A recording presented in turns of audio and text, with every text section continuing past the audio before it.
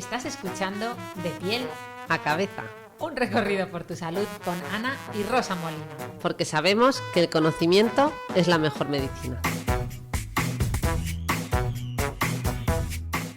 Bueno, hoy tenemos un podcast súper especial que lleváis pidiendo vosotros y yo desde hace mucho tiempo, porque en todos nuestros episodios un tema recurrente es que siempre le pregunto a Rosa, digo, pero vamos a ver, esto de terapia cognitivo-conductual es lo mismo que coaching, es lo mismo que mindfulness, es lo mismo, o sea, no me entero, tenemos que hacer un día como una especie de manual de las distintas terapias para dummies, y Rosa siempre me decía, no, Ana, eso lo tiene que hacer Bea, que es mi amiga, mi compañera psicóloga, que la admiro un montón, que es la mejor en esto, y lleva mucho tiempo diciendo que tenía que venir Bea al podcast, y por fin lo hemos conseguido, y está Bea con nosotros. ¡Un aplauso! Buenísima Beatriz Torres Pardo, psicóloga clínica, @Bea en terapia, ¿no? En redes sociales. Eso es. Bea, creo que es una N solo, ¿no? N terapia. Bea-N terapia. Eso es. Eso es. Y la tenéis que seguir porque sus reflexiones son a mí, a cuál me gusta más. O sea, las compartiría todas porque no me da la vida para compartirlo, que si no... Así que nada, muchísimas gracias, Bea, por aceptar esta invitación porque, bueno, Beatriz es COR, es decir, nos hemos formado juntas en el Hospital Clínico de Madrid. Ella es psicóloga clínica. Ya sabéis que ser psicólogo clínico es muy difícil en España. Apenas hay 230 plazas a día de hoy cuando Bea se presentó, que ya... estamos aquí un poco, ya han pasado unos años, Bea, desde que tú y yo fuimos residentes. Unos pocos. Entonces había 98 en mi año. ¿98 solo? Madre mía, qué barbaridad. ¿Y cuántos se presentan? Ha cambiado un poco. Ahora estamos en torno a 4.500 aspirantes para 230 plazas esta última convocatoria. Ostras, o sea, es dificilísimo sacar una plaza, y ya no te cuento en Madrid, o sea, aquí en el Clínico de Madrid teníamos los número 1, el número 2, el número 3, o sea, era una cosa impresionante, ¿no? Así que yo tuve el honor de tener ahí a Bea bien cerquita, de la que siempre he aprendido muchísimo. Pues nos formamos en el Hospital Clínico, en la época en la que nuestro jefe era Juan José López Ibor, ¿verdad? Sí. Y bueno, pues hemos vivido muchas experiencias allí juntas, hemos aprendido y hemos crecido allí. Y bueno, actualmente ella es coordinadora en el Centro de Salud Mental de Puerta, ¿no? del Príncipe de Asturias, de Alcalá de Henares. También estás haciendo práctica privada, ¿no? En terapia psicólogos. Sé que tiene la consulta muy llena porque cada vez que le voy a remitir a alguien me dice que no puede coger a más gente, pero bueno, yo aquí lo dejo por si alguien quiere probar suerte y conseguir una cita en terapia psicólogos con Beatriz Torres, pero que se ponga a la lista. No sé si estás ahora un poco mejor. Bueno, estoy muy petada igualmente. También es verdad que intento llevar un ritmo ya un poco más amable que los últimos años, parando más, descansando más. También hay que tener tiempo para eso. Claro que sí. Bueno, ¿y qué más? Pues es que podríamos decir tantas cosas de Bea, ¿no? Desde 2019, además, coordinadora en el experto universitario en trastornos de la personalidad de la Universidad de la UDIMA.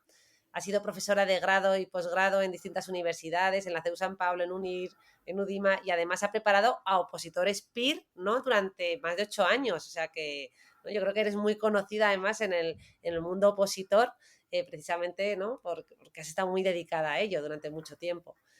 Y bueno, eso, tienes una formación muy diversa, ¿no? Porque has trabajado pues desde, ¿no? ese trabajo más en el centro de salud mental, en esa salud mental más comunitaria. Has trabajado también en la Clínica López Ibor, en centros de deshabituación, ¿no? En los CAITS, ¿no? Los centros de atención a adicciones, también un centro específico para trastorno límite de la personalidad. En fin, no sé si sigo, Beatriz. No sigas. El resumen es que cuando una sale y termina la formación en una época en la que hay poco trabajo, una tiene que dar más vueltas que una peonza, básicamente. O sea, la necesidad se ha impuesto, no ha sido algo tan voluntario. Bueno, esa formación ya sabías un montón, pero te has nutrido de muchas vías y bueno, esa época efectivamente que yo también viví, ¿no? En la que no había casi trabajo, y ahora pasa justo lo contrario, ¿no? Me llegan continuamente ahora, ¿no? Mensajes, llamadas de gente buscando especialistas, y se ha invertido un poquito la cosa. Totalmente. Ahora necesitamos crear nuevas plazas, al menos del PIR, para psicólogos clínicos, y a ver si conseguimos lanzar la especialidad de psicología clínica del niño y del adolescente, ¿no? Ostras, porque es verdad que estés en ello, ¿no? Sería muy necesario, sí, en ello estamos. Pues nada, mucho ánimo, que seguro que eso sale, ¿no? Acaba de salir recientemente la de psiquiatría. Esperemos que eso sirva también para dar un empujón a la de psicología clínica infanto-juvenil. Pues claro que sí, ahí vamos de la mano, tiene que salir. Muy bien, pues nada, veo, eso, la idea es un poco repasar los distintos tipos de psicoterapia y yo había comentado aquí con Ana, contigo y con Miguel Álvarez de Mon, justo Miguel Álvarez de Mon, que ha sido reincidente en este podcast, es psiquiatra en el Hospital Infanta Leonor de Madrid, pues es el autor principal de un artículo muy interesante en el que se analiza, ¿no? Las tendencias sobre las distintas psicoterapias en redes sociales. Se analizaron los datos sobre lo que la gente estaba hablando en las redes sociales durante 11 años, ¿no? Más en concreto entre los años 2009 y 2019. ¿Vale? Este es un artículo que se ha publicado en Frontiers in Psychiatry y se ha publicado en el año 2022. Así que el que tenga más curiosidad puede ampliar información yendo a leer este artículo, pero os cuento un poco los resultados principales. Fijaos que un poco lo que se trataba de hacer es lo que se conoce ahora como el social listening, ¿no? Como la escucha social. Es algo así como una especie de fonendoscopio aplicado a la población general y ver de qué se está hablando, ¿no? ¿Qué se está cociendo? ¿De qué habla la gente? Y en redes sociales, en lo relativo a las psicoterapias, la gente está hablando fundamentalmente de mindfulness. Fijaos que los tweets relativos al mindfulness fueron de 5.500 tweets, mientras que el número de tweets dedicados al psicoanálisis fueron de 376 y la terapia cognitivo-conductual de 60 tweets. Esto, pues claro, pues para los profesionales que trabajamos en el campo de la salud mental es algo llamativo, ¿no? Y también, además, llamativo porque al final de lo que se habla, pues genera un impacto en la sociedad, ¿no? Y bueno, pues a veces nos puede hacer caer un poquito en pequeñas desviaciones o sesgos, ¿no? En cuanto a cómo concebimos el abordaje psicoterapéutico. Así que bueno, ya dicho esto, pues podemos entrar un poquito más en materia y con Beatriz revisar un poco los distintos tipos de terapia. Oye, lo que ha quedado claro con estos datos es que la terapia cognitivo-conductual necesita un buen asesor de marketing. Espero que le hagáis justicia hoy, porque yo creo que es la más usada realmente, ¿no? Y la que probablemente, y sin embargo, aquí el que ha contratado el marketing es el mindfulness. Está claro que es Oye, el poquito, condición. oye, sin duda, Ana, muy bueno lo del marketing. Sí, Hay necesita la muchas más terapia. terapias, pero hay terapias como la dialéctico-conductual que ni siquiera generó ningún tuit, ¿eh? Claro, lo que pasa con esto que estabas comentando, Rosa, es que bueno, las redes sociales tampoco son una muestra representativa, ¿no? de la población general, ¿no? Ya hay varios sesgos por ahí de qué tipo de usuarios hacemos uso de redes sociales, perfiles por edades, perfiles profesionales, ¿no? Y si es o no el contexto, especialmente Twitter, ¿no? Para debatir sobre algunos aspectos relacionados con la psicoterapia, ¿no? Twitter también tiene un perfil de funcionamiento que está muy basado a veces más en vomitorio y vuelco malestar, ¿no? Más que en algo, un espacio constructivo de diálogo, ¿no? Lo cual es un sesgo importante a la hora de interpretar estos datos, ¿no? Pero sí que es verdad que hay como mucha confusión en torno al tema de las psicoterapias, las distintas escuelas de psicoterapia, mucha confusión también en si una psicoterapia es lo mismo que un tratamiento psicológico, ¿no? Y si un tratamiento psicológico es lo mismo que una técnica, ¿no? Pues yo te estaba escuchando, Rosa, y oigo el tema mindfulness, y mindfulness no deja de ser una estrategia, una forma de afrontar la relación con los propios eventos privados, ¿no? Más consciente, más prestando atención, más permitiéndonos estar aquí y ahora. Y esa técnica, esa estrategia que bebe de fuentes muy budistas, ¿no? Y muy de tradiciones más filosófico-religiosas, ¿no? Pues tiene cabida en muchos tipos de tratamientos psicológicos para muchas enfermedades distintas, si entendemos los problemas de salud mental como enfermedades, ¿no? Pero es que reducir la psicoterapia a tratamientos psicológicos también es una concepción como muy limitada, ¿no? Tratamientos, estamos hablando de un protocolo más o menos manualizado con evidencia científica, de un conjunto de técnicas aplicadas en un determinado orden para una determinada problemática, ¿no? Para reducir determinados síntomas, y eso también es bastante limitado con respecto a lo que puede ser una psicoterapia, ¿no? Haceros cuenta de que una de las principales dificultades que tenemos cuando hablamos de psicoterapia es dar una definición, ¿vale? Ya en los años 60, Mill planteaba que la psicoterapia es el arte de aplicar una ciencia que todavía no existe, ¿vale? Arte y ciencia juntas, ¿no? Ya sabíamos que la cosa iba a ser complicada, ¿no? No tenemos un acuerdo en la definición de lo que es una psicoterapia, ¿no? En la calle, ¿qué entendemos por psicoterapia? ver a un psicólogo, más o menos. En algunos casos incluso ver a un psiquiatra que hace psicoterapia, ¿no? Pero tenemos tantas definiciones de psicoterapia como enfoques o grandes escuelas hay, ¿no? Y dentro de eso, pues unas son más científicas y otras lo son menos, ¿vale? En general, dentro de esta pluralidad de definiciones, pues casi todas comparten algunos aspectos, ¿no? En la psicoterapia como una relación un poco especial, ¿no? Entre mínimo dos personas, una persona que tiene un rol determinado, más profesional, ser el que cura o el que sabe de técnicas, ¿no? Una persona, la otra, ¿no? Que es la que necesita ayuda, la que lo está pasando mal, sufre por alguna razón, a veces ese sufrimiento le ponemos una etiqueta diagnóstica que cabe en las definiciones de las clasificaciones internacionales, otras veces no, ¿no? No solo acude a psicoterapia quien tiene un diagnóstico de enfermedad mental, ¿no? Pero en esa relación especial, pues hay una serie de normas, ¿no? Un encuadre concreto de dónde nos vemos, una relación asimétrica, pues no somos colegas, no somos amigos, no nos vamos a ver en el bar, nos vamos a ver en una consulta, ¿no? El encuadre va a determinar qué tipo de relación tenemos, no nos vemos igual en un despacho de un centro de salud mental que en una consulta privada, no nos vemos igual ni hacemos la misma intervención si nos podemos ver cada semana, que si nos vemos cada 2 semanas, que si nos vemos cada 3 meses, ¿no? Hay muchas cosas que van cambiando aquí, ¿no? Y se supone, voy a decir, se supone que lo que hacemos en ese encuentro son una serie de ritos conversacionales para aplicar algunas técnicas con la idea de conseguir que la persona que viene pidiendo ayuda y que siente que no ha podido solucionar algunas cosas por sus propios medios, ¿no?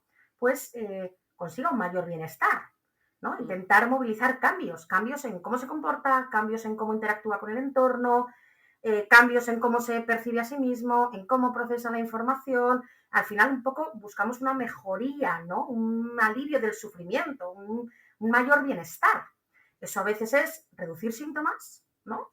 Si estamos en un modelo más biomédico que categoriza el sufrimiento psíquico como enfermedad mental, a veces es toma de decisiones, desarrollo de objetivos vitales, mayor conocimiento de mi propia identidad, ¿no?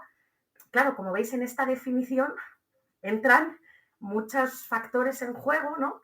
Y no presupone de entrada un abordaje científico, ¿no? Es una de las cuestiones complicadas, ¿no? Sí. Es que estás mencionando un montón de puntos clave y fíjate, es que algo tan básico como efectivamente el contexto en el que recibimos a la persona, ¿no? Pues ya sea en un centro de salud mental del sistema público, en un ámbito privado, la importancia que tiene todo este encuadre, ¿no? Que da para manuales enteros, hablar del encuadre. Los rituales, los rituales. Tal cual, ¿no? Y cuando hablamos de rituales y de encuentro, no estamos exentos de que en todo proceso de psicoterapia tienen influencias, factores que no es solo lo que sucede dentro de la terapia, ¿no? Son las expectativas del paciente, lo convencido que está el terapeuta de que su modelo es bueno, el efecto placebo, ¿no? Las cosas que suceden en la vida del paciente entre sesión y sesión, ¿no? Claro. Eso, que el efecto placebo también aplica a la psicoterapia. Por ¿no? supuesto, o sea... El fármaco, digo, el efecto placebo, está ahí a través de la palabra también, o de simplemente en esa relación, ¿no? Que en ese momento para el que va a pedir ayuda, pues es de desigualdad por lo menos, ¿no? Y en la sensación de dar un paso adelante para hacerme cargo de algo, aunque todavía no haya empezado a hacer mucho, ¿no? Y en la expectativa de que esto me ayude, ¿no? La motivación al cambio, per se, es un factor que influye incluso cuando todavía no hemos iniciado más que un contacto de evaluación, ¿no? Entonces, claro, allí hay como muchos estudios clásicos que te sonarán, de Lambert y Norbert, el de Norcross y Lambert es de los más conocidos, ¿no? Que intentan explicar por qué la gente cambia en psicoterapia, ¿no? Y la verdad es que desendiosa un poco la psicoterapia, porque llegan a decir que casi el 35% de lo que genera cambio en psicoterapia es algo que no sabemos por qué, es la vida del paciente, sin más, ¿no? Que un 15% es la relación, ¿no? Esta parte de vínculo, que es como muy nuclear en todas las escuelas, ¿no? Que te caiga bien tu terapeuta, que tú le caigas bien, eso no es que seamos colegas, ¿no? Significa que nos sintamos seguros, que sienta que el terapeuta me mira con una mirada que diría Rogers un poco incondicional, ¿no? Que me escucha, que me entiende, que está disponible, ¿no? Esto que se juega en lo relacional, ¿no? Las técnicas, eso que hemos endiosado, saber hacer psicoterapia como sinónimo de saber aplicar técnicas, pues lo siento, las investigaciones dicen que son un 10% del cambio. Todo el Oye, mundo quiere tenía por ahí un post en barbecho de estos porcentajes, así que te voy a invitar a que lo hagamos juntas, aunque tú ya igual ya lo has contado, que ni me acuerdo, pero esto hay que abordarlo. Sí, sí, porque claro, al final estábamos hablando de redes sociales, ¿no? ¿Y qué se mueve en redes sociales?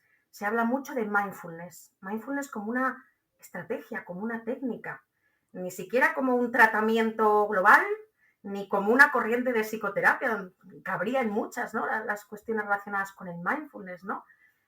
Pero no, hay otros muchos elementos de las psicoterapias que se han estudiado menos, ¿no? Los factores comunes, más allá de las técnicas, esta parte de la alianza, de la expectativa de poder cambiar, de que el paciente, la persona que acude, reciba una explicación, ¿no? De qué es lo que le puede pasar. A veces una explicación muy médica, a veces una explicación muy contextual biográfica, pero que reciba algo con lo que sienta que entiende, que se entiende, ¿no? Que reciba la esperanza de que se puede hacer algo, ¿no? Todo eso forma parte de la psicoterapia, se ha estudiado bastante, pero menos que los tratamientos concretos, ¿no?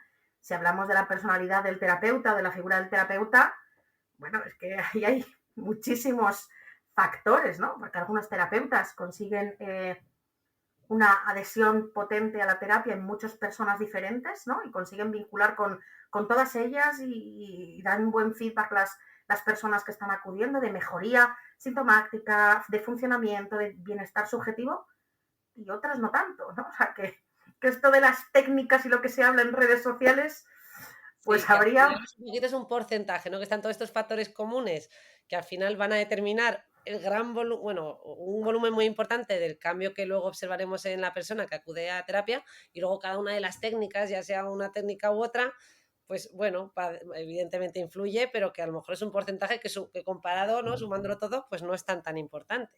Bastante menos, ¿no? Es verdad que cuando acabamos cualquier formación, ¿no? Y nos empezamos a lanzar al mundo laboral, uno devora libros de técnicas. Quiero aprender de terapia dialéctico-conductual, quiero aprender de terapia cognitiva de Beck, quiero aprender de terapia basada en la mentalización de Fonagy, quiero aprender de terapia de modificación de conducta al más puro estilo Skinner, ¿no? Técnicas, técnicas, técnicas, saber hacer, saber hacer, saber hacer. A mí quien me enseñó a Terapia empezar sistémica, terapia y luego te sistémica. pones a trabajar en el sistema público de salud y aplica tú todo lo que has estudiado ahí. Hay espacios en los que se puede, ¿eh? Quizá el centro de salud mental no sea el lugar, pero en hospitales de día que tienen Es verdad, es verdad. intervenciones familiares y multifamiliares puede ser muy útil, ¿no? Pero claro, técnicas, técnicas, técnicas que son necesarias, que está muy bien que las conozcamos, que en la mayor parte de los casos van orientadas a reducir síntomas, ¿no? Pero la psicoterapia también incluye como mucho más, ¿no? Oye, perdonad que os corte, pero es que te ha cortado Rosa cuando estabas diciendo algo como súper interesante, que has dicho, a mí quien me enseñó... Ah, sí, a mí quien me enseñó esto, que fue, bueno, para empezar, mi tutor en la residencia, el primer tutor que yo tuve, David Jiménez, psicólogo que trabajaba allí en el área en la que nosotros trabajábamos, ¿no? En el área del clínico, me decía, mira, si las técnicas están muy bien, pero en la psicoterapia no es tanto saber hacer como saber estar, ¿no? Total, qué importante. Estar enfrente del sufrimiento del otro. A mí esto me ha recordado, Bea, a algo tan básico como, no, bueno, pues yo ahora ya como madre de niños pequeñitos, me paso el día leyendo estos temas, ¿no? El estar presente, ¿no? Te pones a leer de cosas, pero al final lo más importante para un niño es estar presente, que tú le diriges la mirada, que le mires, que, ¿no? Algo tan básico, y, por ejemplo, el experimento este del still face, ¿no? De la madre que no responde a los estímulos de su hijo, mantiene lo podéis ver, el vídeo está en Google, disponible en vídeo de YouTube, es súper chulo de ver, porque el experimento es poner a un niño pequeñito, a un bebé, delante de su mamá, y la mamá mantiene una mirada neutra y una facies inexpresiva. Cara de Un póker. niño se desespera ante esa situación, ¿no? De yo necesito feedback, ¿no? Pues claro, es que si tú no tienes cubierto lo básico, pues difícilmente vas a poder criar, ¿no? Pues aquí sería lo mismo, o sea, esa parte vincular de poder establecer esa relación terapéutica, ¿no? Es como los cimientos fundamentales, pero que a veces sin querer, por distintos factores, pues no llegan a cumplir. Justo, ¿no? Esta parte del vínculo que está muy relacionado con estas teorías del apego y toda esta cuestión que están planteando, ¿no? De la capacidad de restituir que tienen las mamás, que no tienen que ser perfectas, con ser suficientemente Eso buenas no nos valen, ¿no? Igual que los terapeutas, no tenemos que ser perfectos, con eso ser es. suficientemente buenos en esto de vincularnos, ya vamos, ni tan mal, ¿no? Pero claro, esto es como muy nuclear, porque de poco sirve que tú sepas todas las técnicas del mundo, sepas cómo hacer una exposición progresiva para un problema relacionado con las fobias, ¿no? Fobia lo que sea, ¿no? Organizar una desensibilización sistemática, entrenando al paciente en relajación y luego exponiéndole a pocos, ¿no? O sepas hacer una exposición con prevención de respuesta para la sintomatología del TOC, ¿no? Entonces sepas que tienes que enseñar muy bien al paciente a poder exponerse a sus obsesiones mientras no realiza la conducta compulsiva, o te sepas de pe a pa los 5 módulos para entrenar en grupo, las estrategias de regulación emocional, tolerancia al malestar, mindfulness, todas las del protocolo de dialéctico conductual, que si no consigues esa parte de enganchar con el de enfrente, ¿no? Da lo mismo. Da lo mismo, ¿no? Y eso Sí. parece que de eso hablamos menos. Claro, porque esto en cirugía no ocurre. Realmente el cirujano puede ser el más mala leche del mundo, que efectivamente su técnica y que, ¿no? Bueno, también influye, ojo, influye. Hay que poner Influye, cuidado, ¿no? influye. Y todos Influye sobre todo en tenemos, la recuperación, en la intervención, influye en todo. Pero bueno, el porcentaje es un poquito menor, es podríamos distinto, es decir. muy distinto. Ahora, pregunta a las compañeras de enfermería si influye o no cómo se vinculan con los pacientes para ver cómo se encuentran los pacientes durante los ingresos, en las post Claro, cirugías, en los sí, previos, la tranquilidad con la que se sí. enfrentan, que lo vincular está en todo, Sí, sí, sí, sí, sí. ¿no? Es que lo he expresado en una manera muy dicotómica, porque es verdad que quizás, sí, el porcentaje es diferente, pero sin duda influye, ¿no? Claro. Entonces, no olvidemos que el inicio de las psicoterapias tenía mucho más que ver con poder dar respuesta al sufrimiento humano, ¿no? Y poder acompañar el sufrimiento humano y aliviarlo, más que con tratar un síntoma de un trastorno, ¿no? Eso ha sido como una evolución más biomédica de la conceptualización del malestar, ¿no? Pero Claro. en los inicios de la psicoterapia lo que había era psicoanálisis, finales del siglo XIX, ¿no? Freud, será todo lo científico que lo es, ¿no? Pero ya habíamos dicho en la definición de psicoterapia que no se le presupone esta parte científica de entrada, ¿no?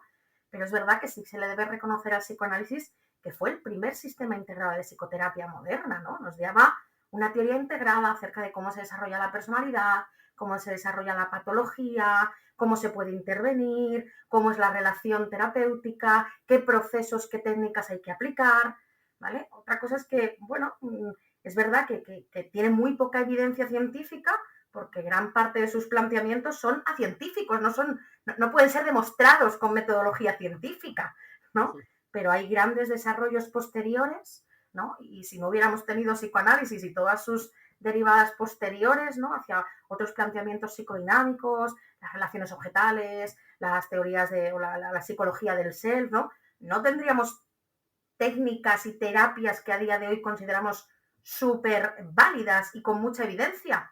Pienso, por ejemplo, en la terapia basada en la mentalización de Fonagy para los trastornos de la personalidad, ¿no? Y Bateman. Es que bebe de psicoanálisis y bebe de psicoanalítico. Entonces, claro, no toda psicoterapia es científica, no todo lo científico es psicoterapia, ¿no?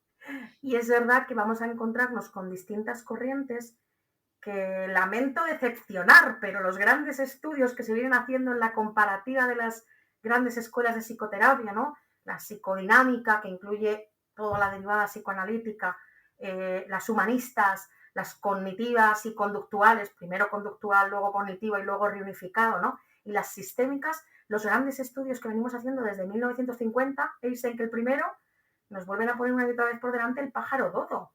no hay diferencias en la eficacia de las distintas psicoterapias, ¿no? Pues Guau. Entonces, ahí nos lanzamos a una carrera por el cientificismo y por demostrar eficacia, ¿no? Cuando Eisen llegó y dijo, todos han ganado, todos consiguen más o menos cambios similares. Fijaos, corrientes tan radicalmente distintas como podía ser el psicoanálisis y los principios del conductismo, ¿no? Todas valen igual. Claro, aquí a aquellos les reventó la cabeza a algunos y algunos tuvieron más interés por demostrar científicamente las cosas que otros, ¿no? Claro, también hecho el encuadre científico, hecho la posibilidad de que algunos modelos que en su origen tienen la evaluación experimental como uno de sus núcleos, pues tengan más posibilidad de encontrar resultados de eficacia en los estudios, en los grandes ensayos clínicos aleatorizados, ¿no? Es muy fácil valorar la eficacia, el cambio pre-post, por ejemplo, de protocolos de intervención que siguen estrategias cognitivo-conductuales, que están definidas, aplicadas por pasos, secuenciadas, ¿no? Ahora, ¿cómo haces eso tú con una intervención más sistémica? Y que no te metes tanto en lo subjetivo, ¿no? De cada sujeto, ni en... Sí. Bueno, al final las intervenciones cognitivo-conductuales tampoco son un paradigma cientificista que no entre en la subjetividad de la persona, ¿no? Pero es verdad que cuando queremos pasarlo todo por el paradigma de la práctica basada en la evidencia, ¿no? Que es un término muy de medicina, no sé si es del todo aplicable a la psicoterapia, ¿no? Sobre todo si al final la práctica basada en la evidencia se termina confundiendo con tratamiento empíricamente validado. Si tú te vas a cualquier manual de tratamientos psicológicos eficaces para cualquier diagnóstico que te puedas encontrar, sorpresa, la terapia cognitivo-conductual es lo que más evidencia tiene para todo. Claro, es la que más fácilmente utiliza el lenguaje científico para medir pre-post. Claro, ¿no? Hacer eso y bueno, en el desmontar... trastorno bipolar, equiparada con la psicoeducación. Claro, pero es que la psicoeducación no es más ni menos que un elemento común a todas las psicoterapias. Darle al paciente Eso una es. explicación comprensiva de lo que le puede estar sucediendo. ¿No?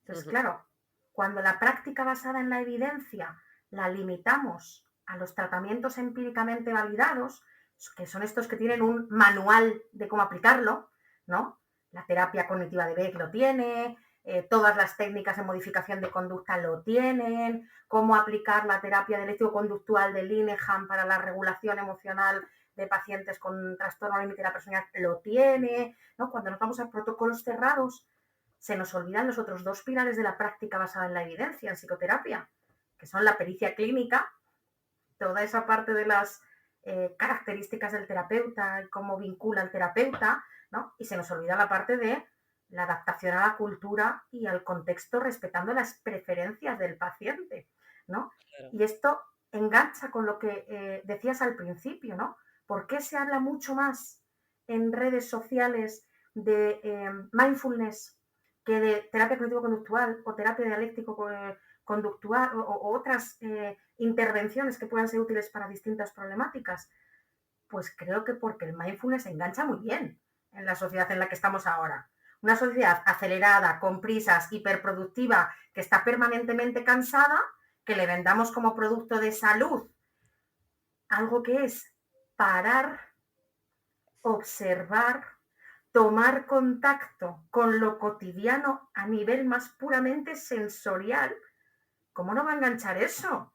Si es la antítesis de lo que nos enferma, que es ir corriendo. Claro, porque eso vende ahora un montón. Y no hubiera vendido en otra época, efectivamente. Claro, ahora encaja muy bien en la cultura, ¿no? Porque ofrece algo que nuestra cultura nos roba ahora mucho, ¿no? Que es esto. Incluso censura, ¿no? Esta posibilidad de parar, ¿no?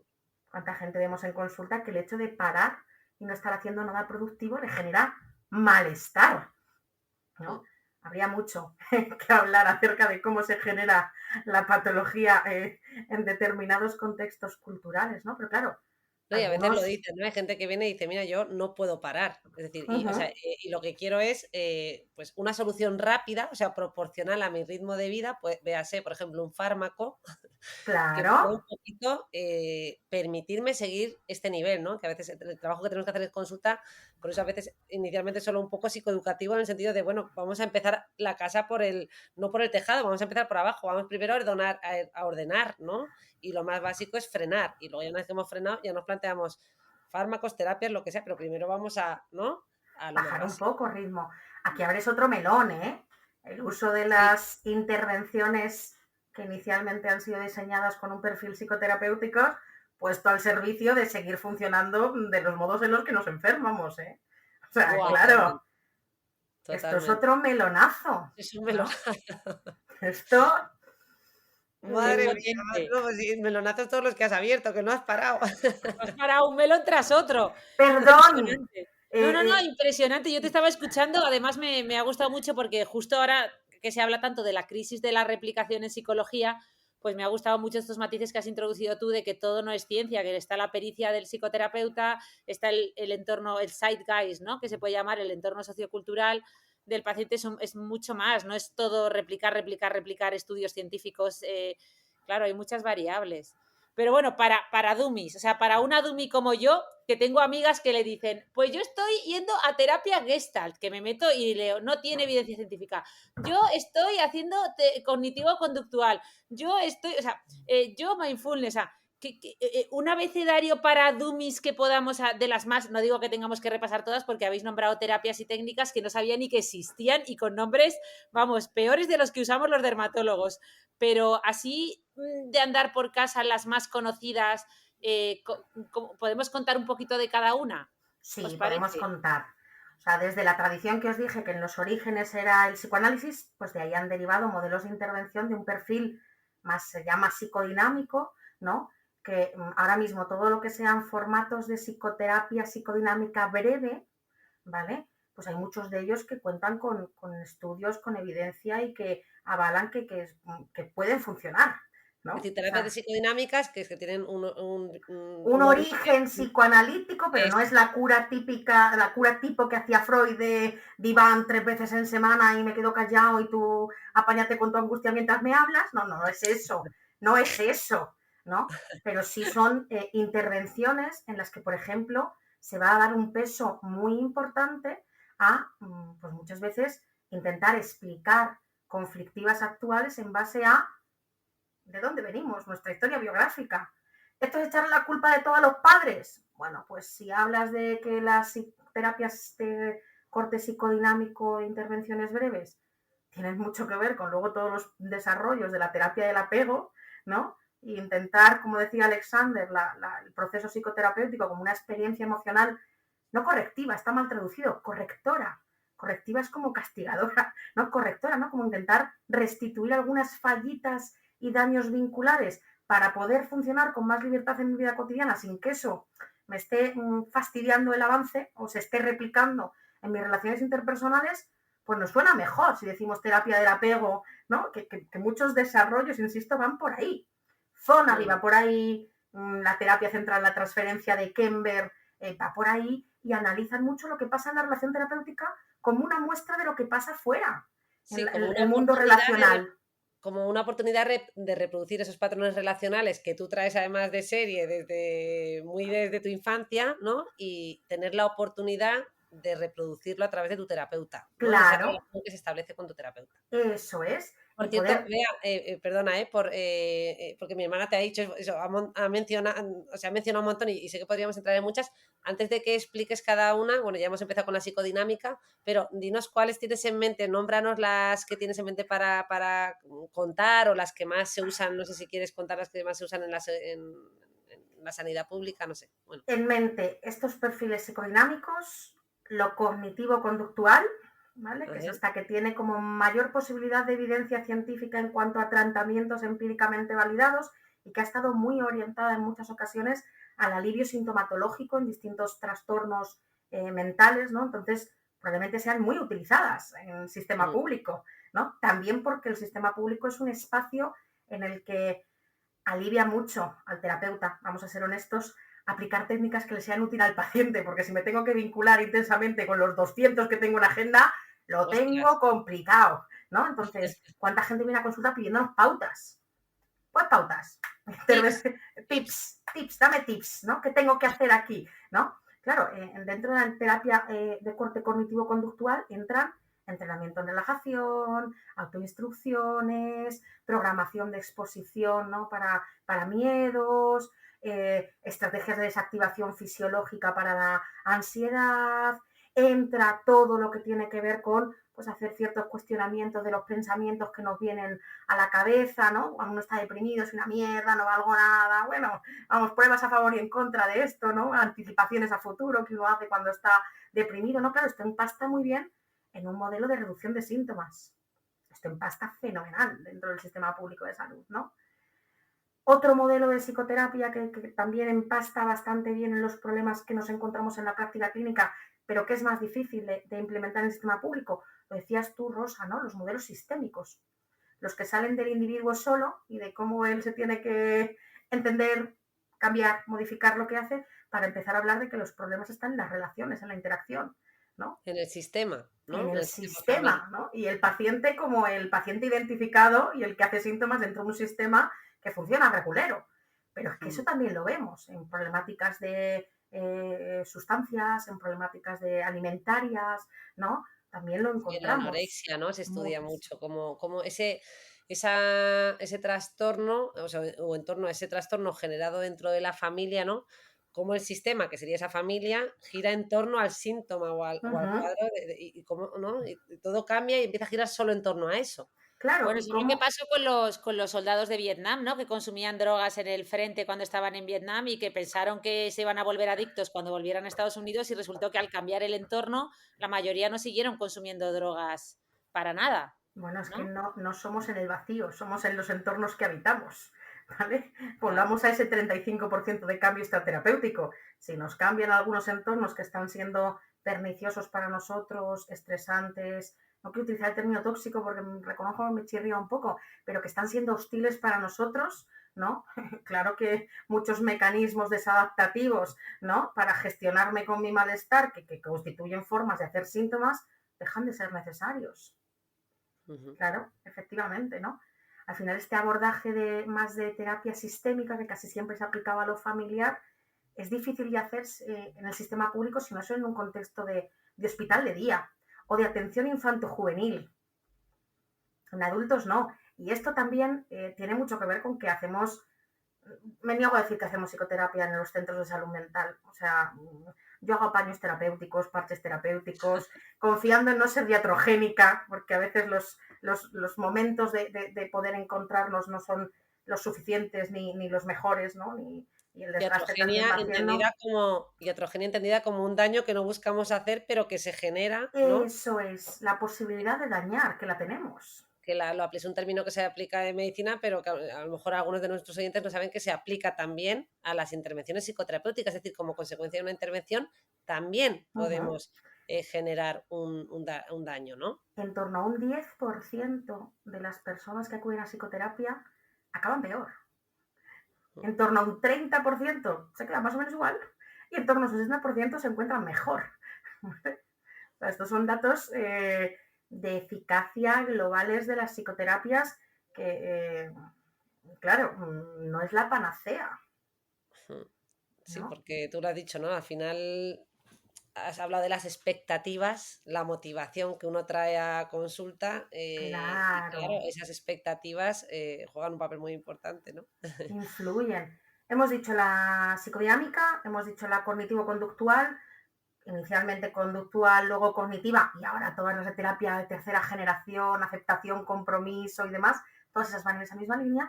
La sistémica, en la otra gran corriente de psicoterapia, es la humanista, que es un poco lo humanista asistencial, es el cajón desastre en la que yo, a título personal, la parte humanista la compro, la parte existencial me cuesta más, ¿no? La parte humanista con autores como Frankl, la logoterapia o Rogers, ¿no? Y la terapia centrada en el cliente, ahondan mucho en toda esta parte vincular, en toda esta parte de aceptación incondicional, de empatía, de autenticidad en la relación terapéutica, de confiar en los recursos del paciente para salir adelante con es que no voy a decir ni indicaciones, con mi presencia, con mi apoyo, con que yo sea un espacio seguro en el que pueda pensarse, ¿no? tiran mucho por la parte de factores comunes, ¿no? Mm. La parte existencial me cuesta más, porque ahí se nos pueden colar muchas magufadas que ya no es que rocen lo... Estaba esperando a ver qué término utilizabas. sí, El sí, término elegido ha sido magufada. Magufada es magufada, maravilla, sí, maravilla. Me encanta magufada. magufada. Se lo ha pensado, para los que no nos están viendo. Me lo he pensado, magufada, pseudoterapia, ¿no? Porque claro, dentro de la parte existencial encontramos cosas como la decodificación bioenergética, ¿no? Y cosas así que, oye, claro, o sea, bueno, es que ya os he dicho que el hecho de que un terapeuta crea mucho en lo que está haciendo tiene efecto sobre el paciente. Otra cosa es que el paciente, eso se llama la paradoja de Asher, eso también sucede en medicina, ¿no? A veces los tratamientos no obtienen mejores resultados los que tienen más evidencia científica, sino aquellos en los que lo vende mejor el que lo hace, ¿no? Y en este sentido, el coaching como técnica me encanta, ¿no?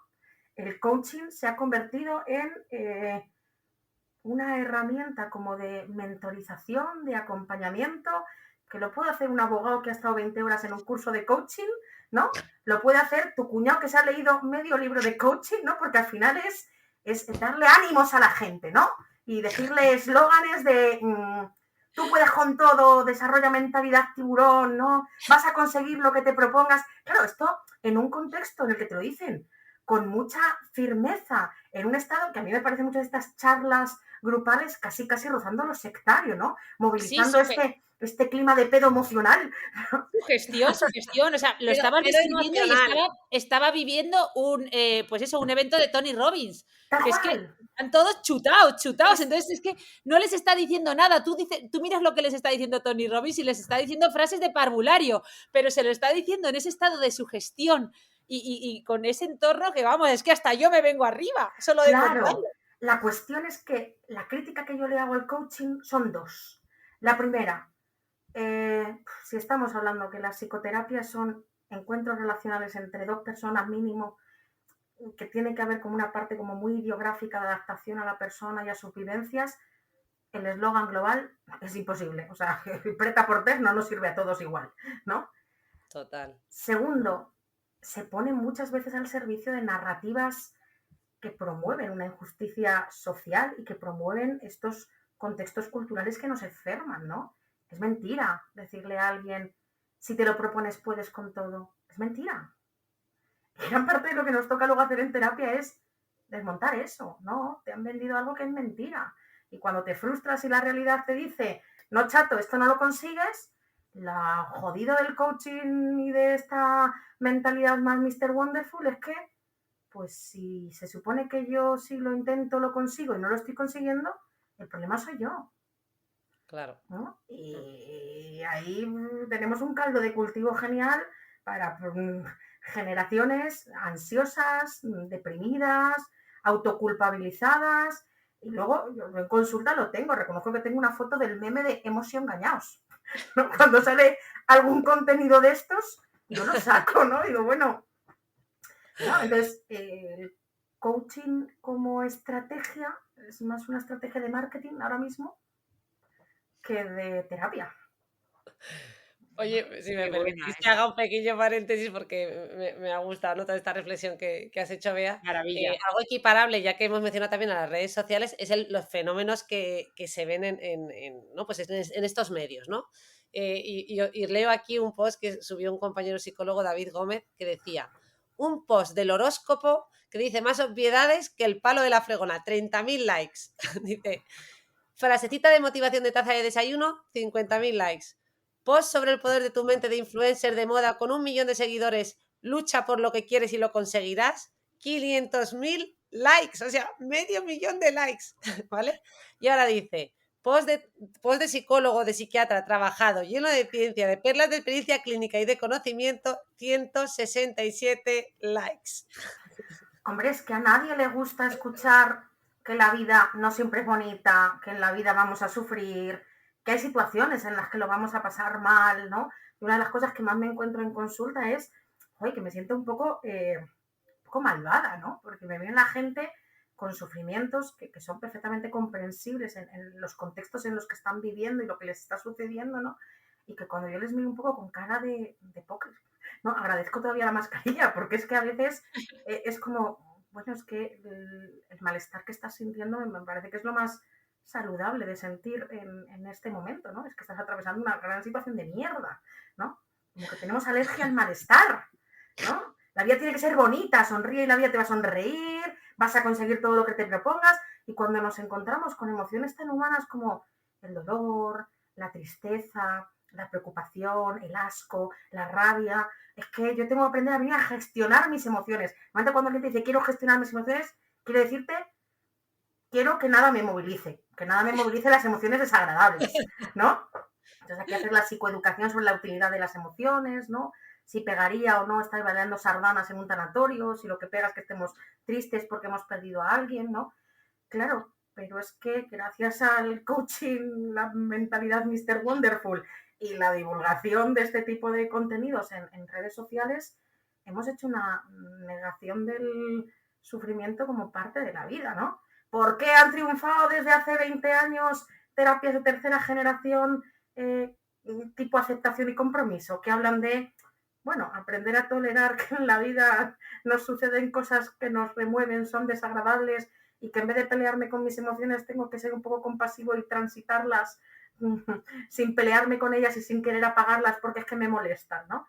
Pues porque vivimos en una cultura que es que interpela a enfermarnos de esto, ¿no? Totalmente, y una cultura además muy dicotómica, o sea, ahora es todo el mundo es o eres persona vitamina o eres persona tóxica, o si no eres un narcisista, o sea, es como que nos gustan soluciones fáciles para todo, dentro de poco hasta Mr. Wonderful hará tazas con narcisistas, o sea, es como, sí, es como que se viralizan determinados conceptos que tienen más marketing, pero no se viraliza, como bien decía Rosa y bien decías tú, Bea, lo que realmente es ciencia, lo que realmente importa, lo que realmente es psicoterapia, lo que realmente funciona. No, y que al final lo que ha dicho Bea, ¿no? Al final me gusta mucho cómo lo ha expresado, ¿no? Dice, o sea, el que te sientas así ante esta situación tan compleja o como has dicho tú, no de mierda en ese momento, es lo más saludable que te... Bueno, saludable, a ver, no sé qué términos Sí, has dicho, ¿no? saludable, o sea, es Saludable, en que sentido es, que sí, claro, es proporcional a lo que te está pasando, lo que no sería proporcional o quizás llamaría la atención por su disonancia o su incongruencia sería que estuviéramos de otra manera ante esa situación que estás trayendo, ¿no? Y que te ha tocado vivir. claro, ¿no?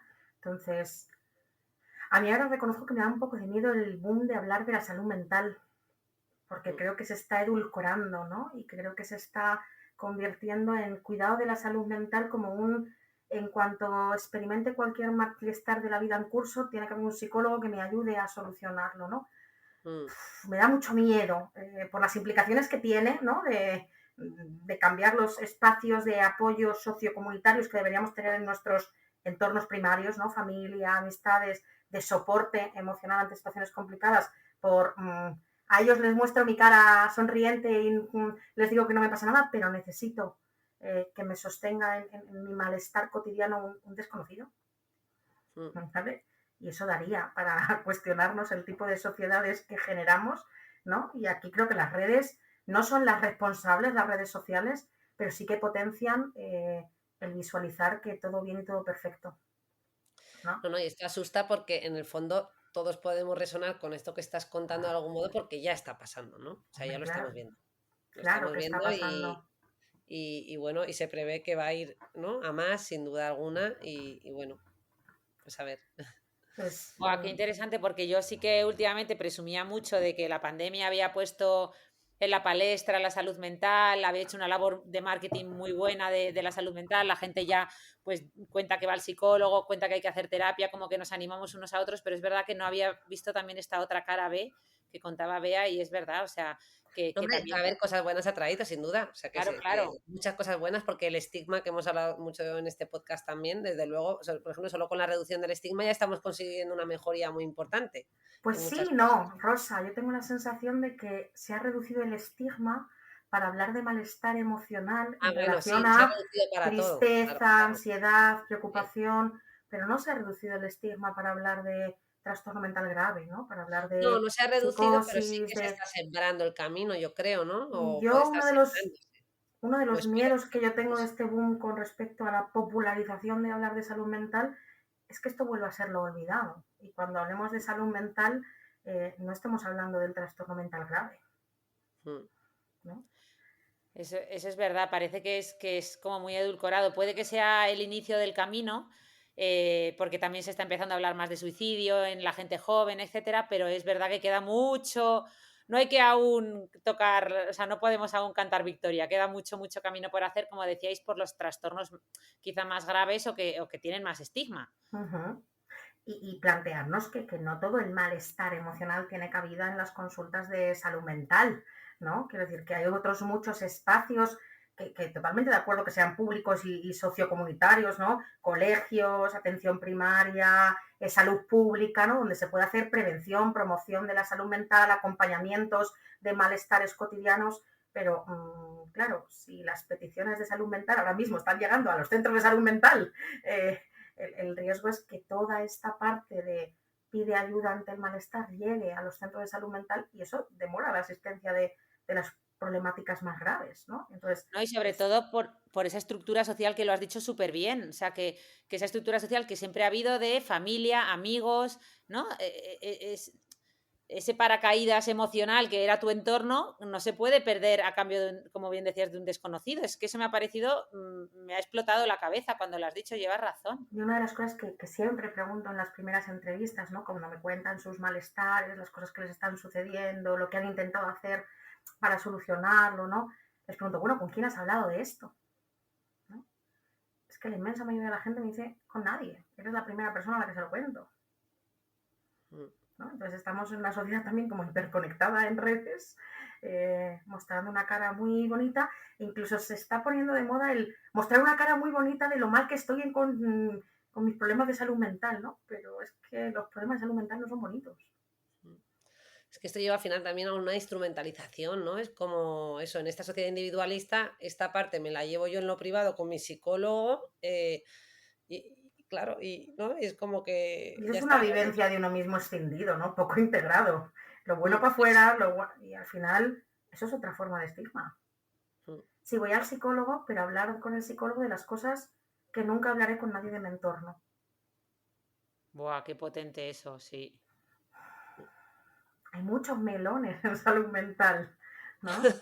Muchos. Casi que es que damos una patada y salen 7 melones, No, y ¿no? muchas veces ese simple paso de mostrar vulnerabilidad con la gente que te quiere y de tu entorno, es que es parte del proceso terapéutico, entiendo, ¿no? Y además Ajá, que cuando te muestras vulnerable, también viene una parte de aceptación y además en parte o sea, en los demás generas también ganas de ayudarte y a veces lo hacen ajá, mejor, otras veces lo hacen peor. Hay gente que te dice consejos, entre comillas, mejores y peores, pero es parte del proceso, simplemente el contarlo ayuda, ¿no? Y hay que ajá. hacerlo, o sea, sobre todo con la gente que te quiere, es que quieren que lo hagas además. Claro, yo soy muy partidaria que promocionar la salud mental y el bienestar emocional tiene mucho que ver con fomentar los lazos interpersonales y los espacios de apoyo mutuo, de sostén emocional, o sea, hablamos mucho de la soledad de los mayores, ¿no? La soledad no deseada y el efecto que tiene en la salud.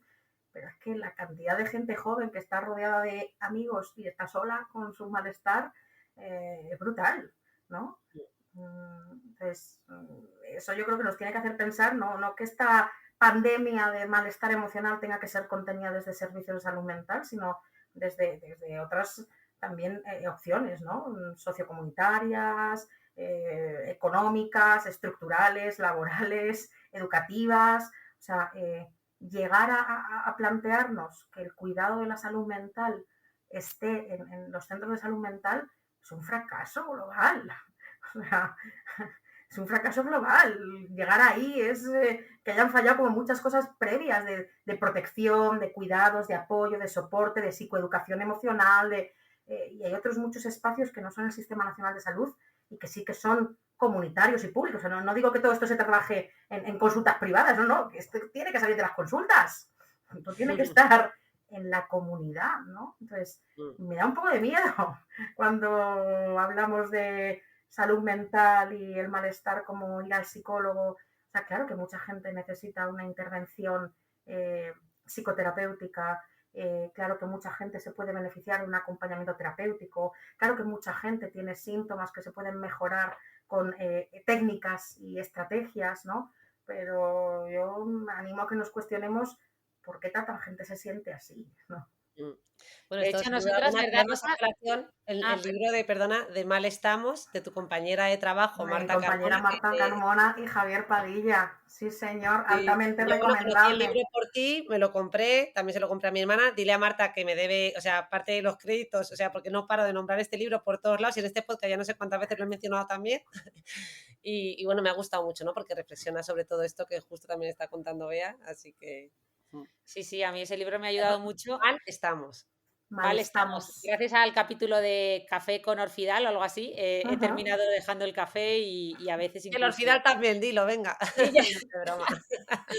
No, pero sí que quería decir esto que decía Bea, en verdad es muchas veces el concepto que Rosa y yo a veces hablamos, ¿no? Cuando hablamos de resiliencia, cuando hablamos de reparar, desde un punto de vista psicológico, a Rosa y a mí nos gusta mucho decir resiliencia, reparación, o sea, como en vez de con red, porque al final es una red de apoyo de comunitario, como bien decías, de amigos, de familiares, lo que realmente es ese concepto, ¿no? Que no somos seres individuales, que es a lo que va la sociedad, esa sociedad individualista, sino que somos seres hipersociales. Claro, y las demandas de atención psicológica que van en la línea de borra mí el malestar que naturalmente me está generando vivir en una situación muy invivible, es que no puede estar la psicoterapia al servicio de ayudar a la gente a apagar síntomas que están causados por estos entornos, ¿no? Casi que me animo a decir que un buen proceso de psicoterapia debería ayudar a darnos cuenta de qué espacios creamos, ¿no? A este nivel. Pues a veces los procesos de psicoterapia no enganchan bien en la cultura en la que estamos, ¿eh? No enganchan nada bien. Claro. Qué Sí, bueno. Sí. Es más fácil un coach y un libro de autoayuda. Sí. Claro, nos gusta poner etiquetas, entonces, claro, este es tóxica, persona tóxica, este es persona vitamina, claro, cuando no, esa persona puede ser tóxica para ti en ese entorno, pero a lo mejor para otro ser una persona vitamina, o es que no, pero como nos gusta, claro, lo fácil, las recetas, los tips, poner, pues lo habéis dicho muy bien. Nos gusta polarizarnos, ¿no? Que esto también lo cuenta muy bien Pablo Malo en su libro Los peligros de la moralidad y esto es aplicable a las distintas esferas, ¿no? En todo, ¿no? Y lo llevamos así. Hombre, Claro. la tribalidad mueve el mundo, somos seres tribales y claro. Bueno, chicas, yo creo que vamos a tener que ir acabando. Entonces, si os parece, bueno, hemos abierto cientos de melones, creo que vamos a tener que traer, Bea, te tendríamos que traer, o no sé Por cuánto, favor, Bea. un podcast.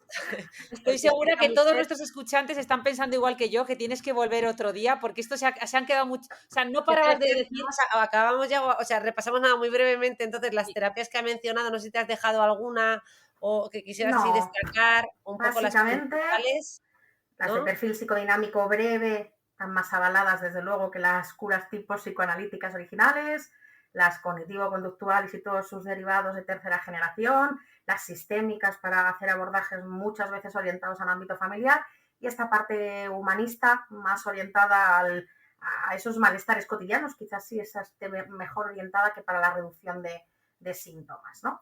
Ahí lo Vale. dejo. O sea, estos 4 grupos principales, ¿no? Dentro de los cuales pues, podemos ubicar unos dentro de otros, ¿no? Pues has mencionado la terapia basada en la mentalización de, ¿no? Fonagy De Bateman. Fonagy, más perfil psicodinámico, Eso la es. dialéctico-conductual, más terapia cognitivo-conductual de tercera generación, ¿no? Eso Sí, es.